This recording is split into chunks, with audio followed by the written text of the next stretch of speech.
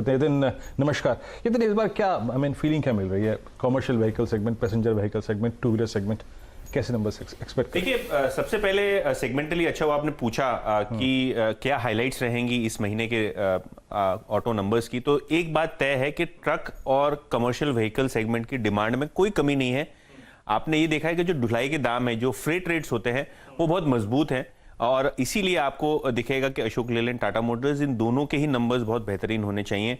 Four wheelers में अभी भी चिप शॉर्टेज है, प्रोडक्शन इंप्रूव हो रहा है, लेकिन चिप शॉर्टेज की वजह से और जो नई लॉन्चेस आई हुई हैं, खास करके M&M की तरफ से जो XUV 500 लॉन्च हुई है, वहाँ डिमांड ज़्यादा है लेकिन प्रोडक्शन नहीं है। बुकिंग्स अच्छी हैं, मारुति की भी ऑर्डर बुक अच्छी है, तो वो फोर व्हीलर स्पेस स्टेबल रहेगा। टू व्हीलर्स में डिमांड में खामी आई है क्योंकि यहाँ रूरल मार्केट्स में आपको कोविड तीसरी लहर की मार दिखी है और कहीं ना कहीं उसका असर आपको दो पहिया जो व्हीकल्स हैं उसकी मांग पे आती हुई दिखाई दी है। नंबर्स के बारे में बात करते हैं और टाटा मोटर्स पे फोकस रहेगा। कुल बिक्री लगभग 17,000 यूनिट्स के आसपास उम्मीद है आ सकती है। ये 16% का इजाफा आपको साल दर साल बेसिस पे दिखेगा टाटा मोटर्स के केस में।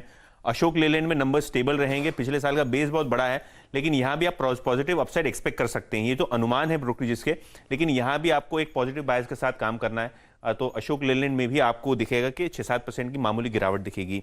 मारुति लगभग फ्लैट सेल्स एक्सपेक्टेड है 1,60,000 यूनिट्स के आसपास। Mahindra and Mahindra automotive segment काफ़ी अच्छी लॉन्चेस उन्होंने की हैं, जिसको मद्देनजर रखते हुए 7% की ग्रोथ आपको दिखेगी उनके ऑटो सेगमेंट में। ट्रैक्टर की बिक्री पिछले साल बहुत ज़बरदस्त रही थी इसी महीने में, लेकिन इस साल थोड़ा बेस बड़ा है और इसीलिए आपको लगभग 32% की गिरावट M&M ट्रैक्टर्स में और 27% की गिरावट एस्कॉर्ट्स की बिक्री में दिखेगी।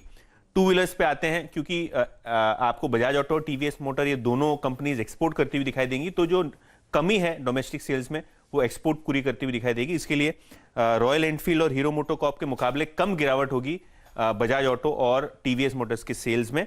हालांकि आइशर मोटर्स और TVS मोटर्स, इन दोनों में लगभग 15-20% की गिरावट का अनुमान साल दर साल बेसिस पे एक्सपेक्टेड है जनवरी के महीने में। यानी कुल मिला के ये M&M पे आते हैं यतिन, वहाँ पे एक फैक्टर आपने गिनाया कि XUV 700 की अगर आप देखें अच्छे वॉल्यूम्स होंगे, लेकिन जो FMCG कंपनी ने भी कहा कि रूरल थोड़ा सा अगर आप देखें इस वक्त दिक्कत में, तो वो ट्रैक्टर डिवीजन पे इम्पैक्ट पड़ेगा। बिल्कुल बिल्कुल, और दो पहिया पे भी इम्पैक्ट है क्योंकि शादी की सीजन में दिक्कतें आई और in general rural slow down है, तो जो 50% या 40% सेल आपको ग्रामीण इलाकों से आते हुए दिखाई देते हैं, वहां थोड़ा बहुत आपको मंदी का मार दिख रहा है।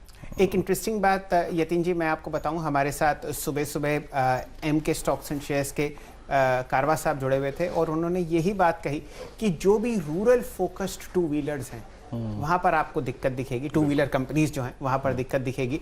नाम लेने से कोई फायदा नहीं, लेकिन जो भी एक्सपोर्ट का तड़का अपने उसमें लगाते हैं ओवरऑल सेल्स में, टू व्हीलर स्पेस में, वहाँ पर आपको खासा मोमेंटम दिखेगा।